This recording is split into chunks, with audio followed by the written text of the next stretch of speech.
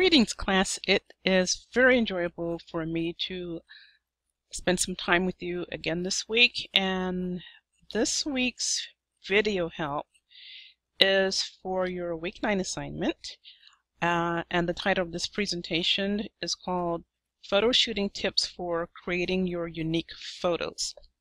So these are just a few general tips. So these aren't hard and fast rules for doing your photos, but just designed to help you to jumpstart ideas for doing your week 9 assignment this week. And I really want you to have fun and to enjoy yourself. So let's begin. Slide 1. Shoot a variety of shots, plenty of them.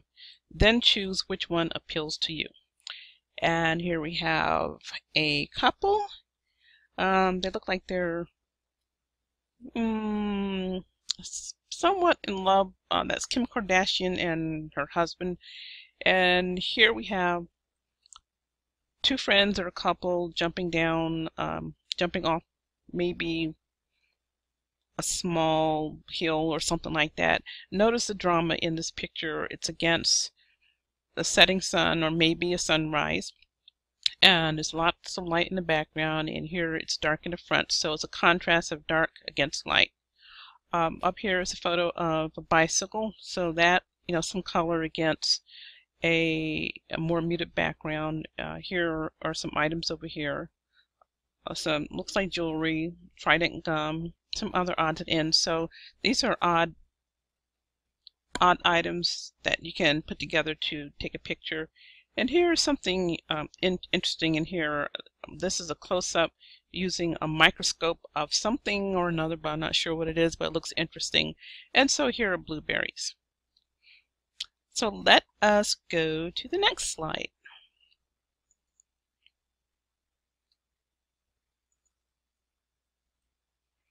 Number 2, second tip. Zero close in, head on. Get on the right level, photograph an object or someone head on. Be intimate with your subject. So here we have a plate of cookies.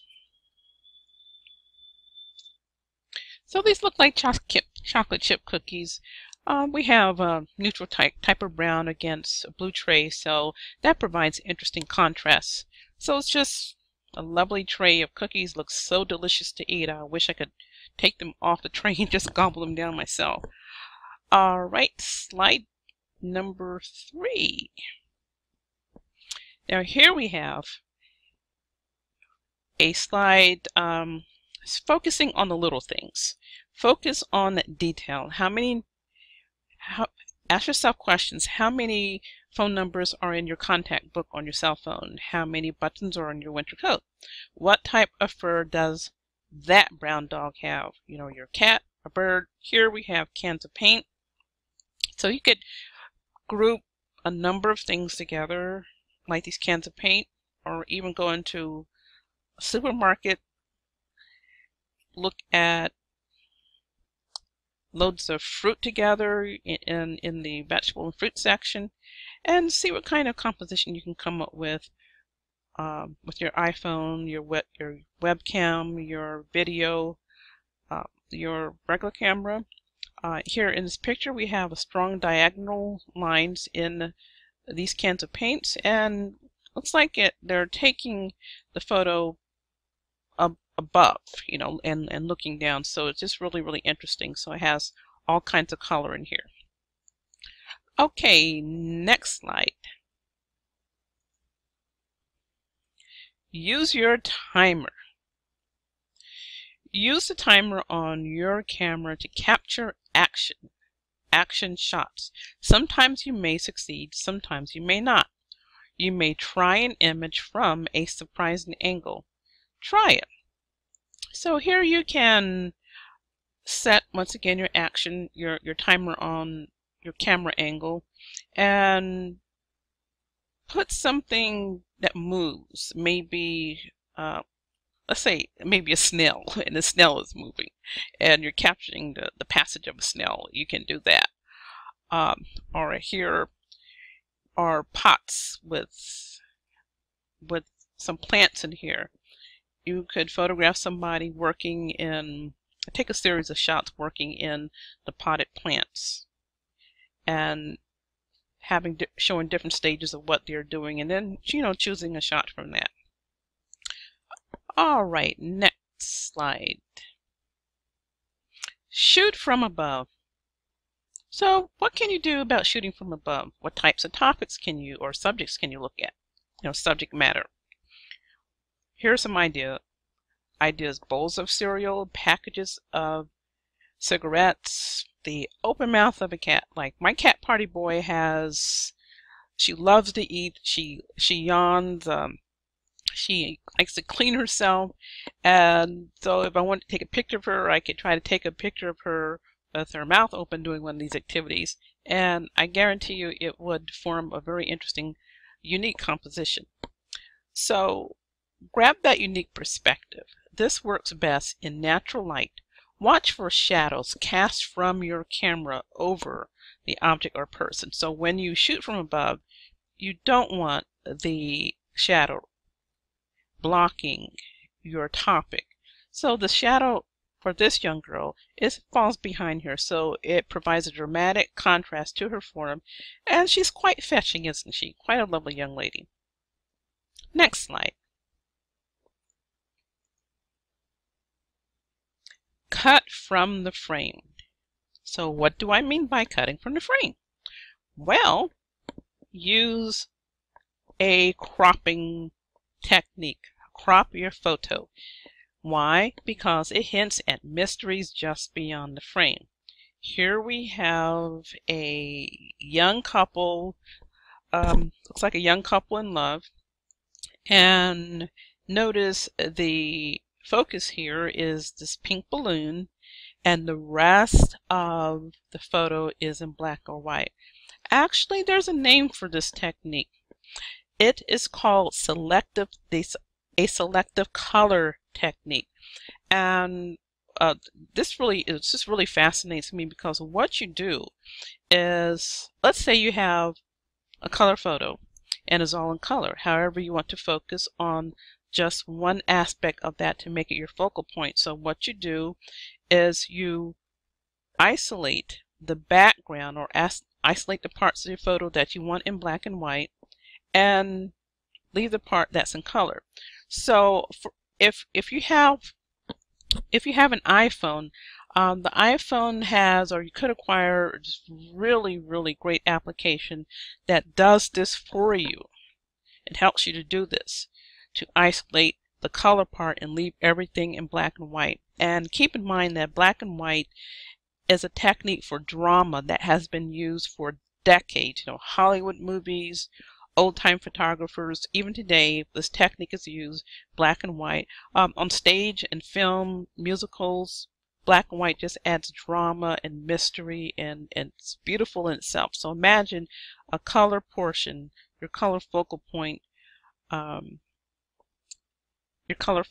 against a black and white background. So here's this vertical balloon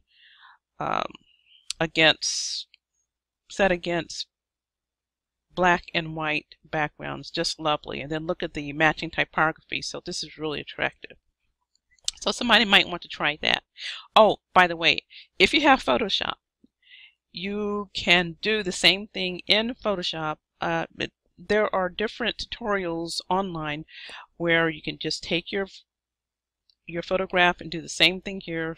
Selective coloring tutorial. Just try to Google that in. So let's go to the next slide. All right, here we are. Grab a reflection shot. This is one of the techniques that you'll be using, or one of the requirements in your week 9 assignment is a reflection shot. So you can take a picture of yourself in a mirror, or of yourself, or if you are looking in your car mirror, for example. Do you know you can take an image of yourself in your car mirror, and that provides some interesting juxtapositioning and contrast, and it's just really fascinating. You can take an image of something in the surface of a pair of scissors, for instance. Or how about if you were at a swimming pool and there are items on top of the surface.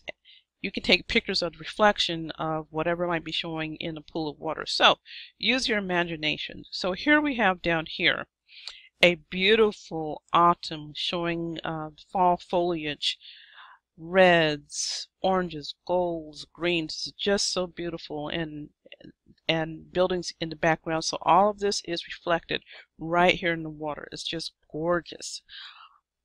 I absolutely love photography. So I just want you to go out and just really enjoy yourself with whatever instrument you have. And in our class, I know we have probably beginners and people in the middle and maybe some advanced. So make this project yours and be comfortable with what you do. Next slide, try natural light. So what do I mean by this? Well, turn your flash off. Take shots in the evening, in the light of the evening, candlelight, or use flashlight. You may get some surprising effects. For instance, take a look at this person. Looks like a man right here on the side. He is holding up his hands, putting his hands together and encircling the light of the sun, and it's creating these fabulous rays, sun rays that are peeking out from the outside of his hands. So here we have the drama again of dark against light and these exquisite, fascinating sun rays. So here is something that will really grab your attention. So try to take pictures in natural light and see what you can come up with, for that.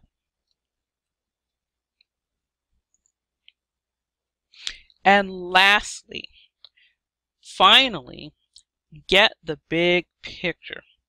So what do I mean by that? Well, when you consider your subject, look behind the object, your topic, your subject matter.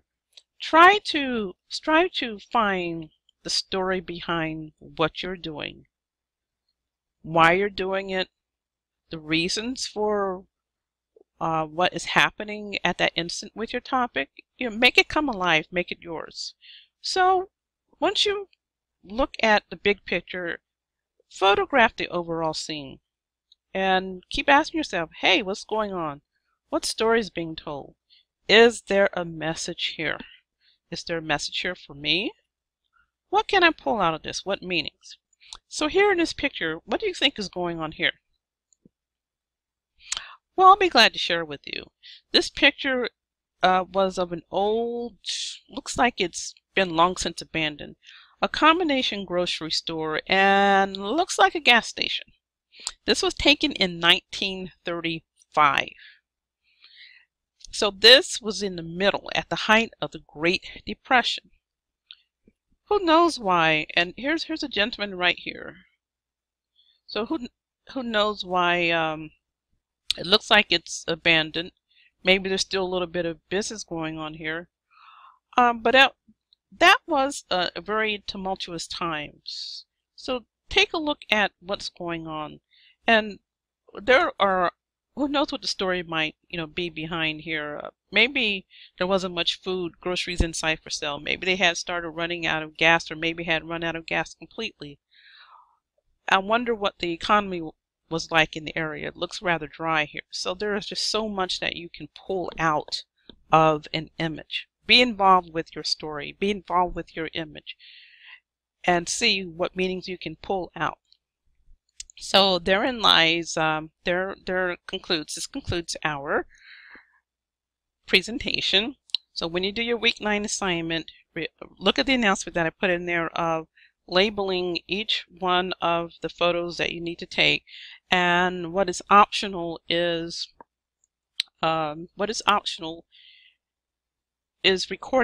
writing about your thought processes about that. And I hope you do that because it's good for everybody in the class to see what you did and how you became involved in shooting your 3 photos.